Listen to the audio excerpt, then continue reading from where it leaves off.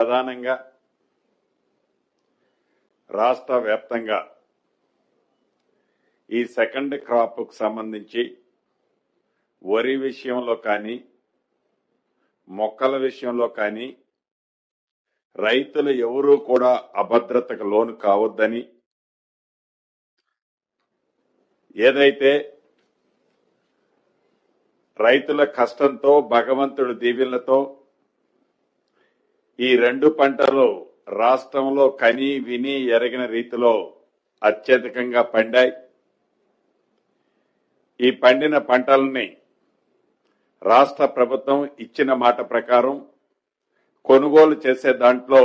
ఒక్క అడుగు కూడా వెనక్కి వేయొద్దని, ఏవైతే గడిచిన ఒక రోజు 2 రోజుల క్రితం నుంచి అకాల వర్షాల కారణంగా వివిధ ప్రాంతాల్లో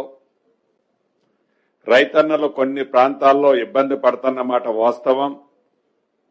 వాటన్నిటినీ యుద్ధ ప్రాతిపదిక మీద ప్రతి జిల్లాలో ఉన్న ఇన్ఛార్జి మంత్రి గారు రెగ్యులర్ గా ప్రతి నియోజకవర్గం ప్రతి మండలంలో ఎక్కడైతే ఏ రకమైతే సమస్యలు ఉత్పన్నమవుతున్నాయో వాటన్నిటినీ అధిగమించి రైతులకు ఎక్కడా ఇబ్బంది కలగకుండా ఉండే విధంగా చర్యలు చేపట్టాలని కేబినెట్ లో గౌరవ ముఖ్యమంత్రి గారు ఆదేశాలు ఇవ్వటం జరిగింది. అంతకంటే ముందే ఈరోజు గౌరవ మంత్రివర్యులు ఉత్తమ్ కుమార్ రెడ్డి గారు సహచర మంత్రులమందరం అందరు జిల్లా కలెక్టర్లు ఉన్నతాధికారులతో వీడియో కాన్ఫరెన్స్ ఏర్పాటు చేసి ఏవైతే రైతులకు ఉత్పన్నమవుతున్న సమస్యలు ఏవైతే చిన్నవి ఉన్నాయో వాటన్నిటినీ రైతన్నలకు ఎక్కడా ఇబ్బంది కలగకుండా ఉండే విధంగా చర్యలు చేపట్టాలని మధ్యాహ్నం నిర్ణయం తీసుకోవటం, గౌరవ ముఖ్యమంత్రి గారు కూడా దాన్ని మరింత ఎలాబరేటెడ్ గా డిస్కస్ చేసి దాని మీద దిశానిర్దేశాన్ని గౌరవ ఇన్ఛార్జి మంత్రులకు కూడా ఇవ్వటం జరిగిందని తెలియజేయటానికి రైతన్నలందరికీ శుభవార్తగా తెలియజేస్తున్నాను. అదేవిధంగా విద్యుత్ కొనుగోళ్లు, భద్రాద్రి యాదాద్రి పవర్ ప్లాంట్ లో జరిగిన అవినీతి విషయాల్లో ఆనాటి ప్రభుత్వం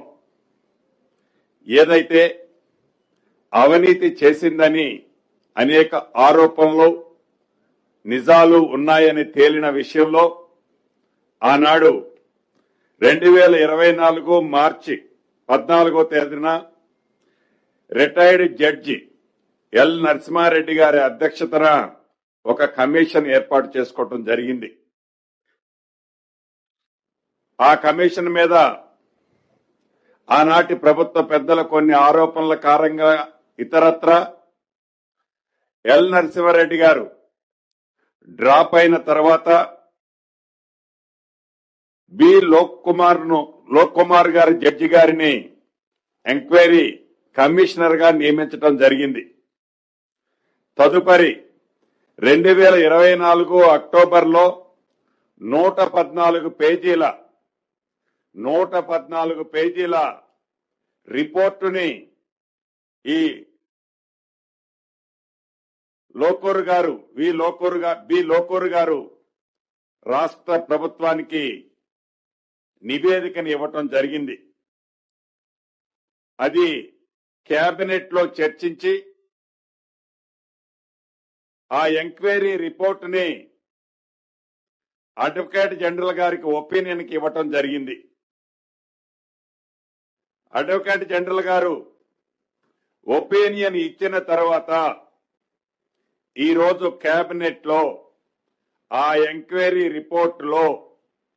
ఏవైతే ఆనాటి ప్రభుత్వం ఇర్రెగ్యులారిటీస్ చేసిందో, ఏదైతే పక్క రాష్ట్రాల్లో కొనుగోలు పేరుతో వారి స్వార్థానికి ప్రభుత్వ సొమ్ముని దుర్వినియోగం చేసిందని నిర్ధారణ అయిందో, ఏ పవర్ ప్లాంట్లు కట్టామని చెప్పిన దాంట్లో అవినీతి జరిగిందని నిర్ధారణ అయిందో, ఈ జరిగిన అన్ని అంశాలని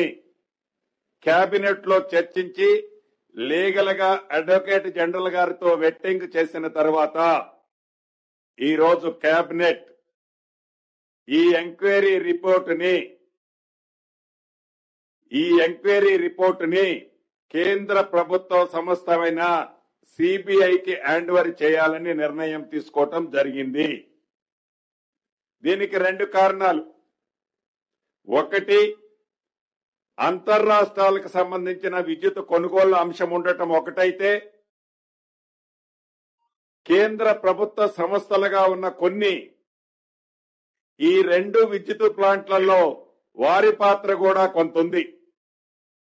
వీటన్నిటినీ దృష్టిలో పెట్టుకొని కేంద్ర ప్రభుత్వ దర్యాప్తు సంస్థ అయిన సిబిఐకి ఈ విద్యుత్ కొనుగోళ్లకు సంబంధించిన అంశాలు కానీ, భద్రాద్రి యాదాద్రి పవర్ ప్లాంట్ కు సంబంధించిన అంశాలలో ఏవైతే ఉద్దేశపూర్వకంగా ఆనాటి పెద్దలు తీసుకున్న నిర్ణయాలు నిజమేనని ఎంక్వైరీ రిపోర్టు వచ్చిన తర్వాత లీగల్ గా దాన్ని నిర్ణయం తీసుకొని సిబిఐకి